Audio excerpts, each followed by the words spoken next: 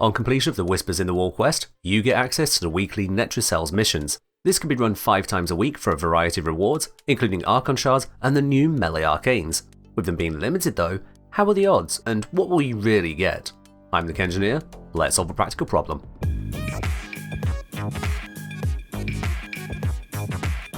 Completing a Netracell is mechanically rather simple. 4 keys need to be picked up at the start of the mission, spread however you like among the group. Find and hack the 3 terminals to locate the Netracell and begin the opening process. During the process, you'll need to kill enemies in the zone marked on the map. Be aware that there's no in-world marker to see. Every enemy killed in the right area will send a streak of purple energy towards the objective. You'll be interrupted a few times to dispatch a rogue Necromite, which can sometimes be in obscure places such as hiding on top of ceiling decorations. Once the full opening sequence is done, head into the Netracell and claim your reward. The main reward is at the back of the cell with a plethora of basic loot crates around the rest of the room. Each Netracell has the same drop table regardless of when or how you run it. You always get a reward from this table here. This includes being able to get any colour Archon Shard every attempt, and also a chance of it being Talforged. So how does this break down in terms of chances? As you can run 5 Netracell missions a week, that's 260 missions per year if you never miss one. With a 27.5% combined chance of a normal shard, you can expect an average of about 71.5 normal shards per year, roughly evenly split between the 3 colours. Thanks to RNG, however, that's only an expectation. For each given colour, you have a roughly 50-50 chance of getting 24 shards or fewer, with half of everyone getting within 3 shards of that.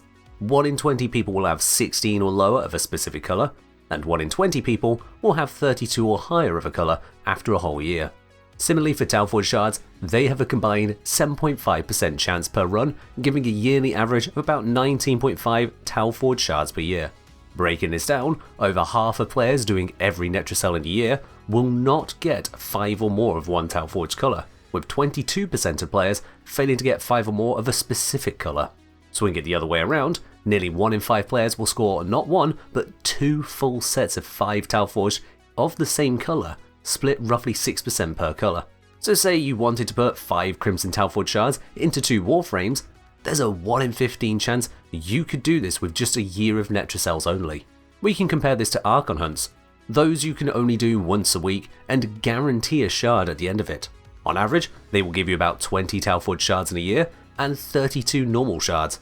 Compared like this, the Netracells can give you over twice as many normal shards while only giving the same amount of Talforged.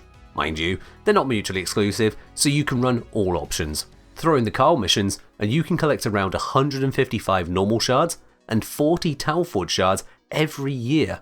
That's close to 3 and 1 per week. If you're interested instead on the new melee arcanes, things get a little less peachy. You have a 45% chance per run of receiving a melee arcane, split perfectly equally across the 8 available arcanes. Of these, 6 of them can be obtained through the assassination missions and defeating random whisper spawns, or purchased for standing from Bird 3.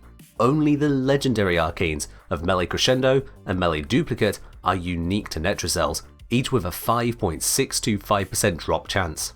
It takes 21 arcanes to max out any melee arcane, meaning without trading for it, you'd need to receive that less than 6% drop 21 times over to be finished on either legendary. As a straight average, this comes out to 373 runs or 75 weeks.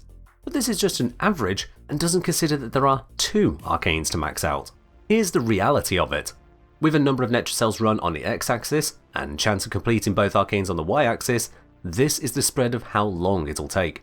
This shows the difference between being able to trade the legendary arcanes 1-to-1 with other players or not. I'm not focusing on spending platinum directly to buy the arcanes from others, otherwise you can have it right now, making this whole discussion pointless.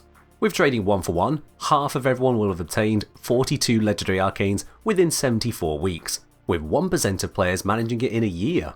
But because RNG swings both ways, 1 in 20 people would need 94 weeks to reach this total, and more than 1 in 150 people would still not be done after 2 years of running Netracells.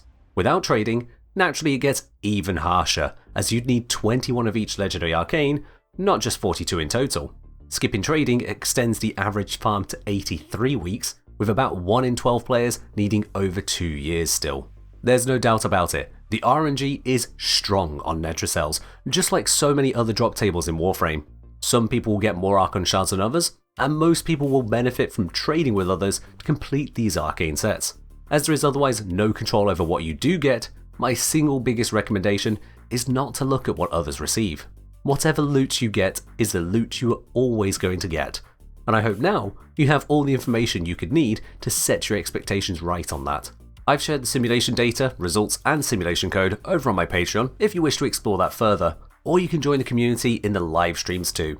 That's all from me for now though, so as always, raid labs, get loot, and fight well, Tenno.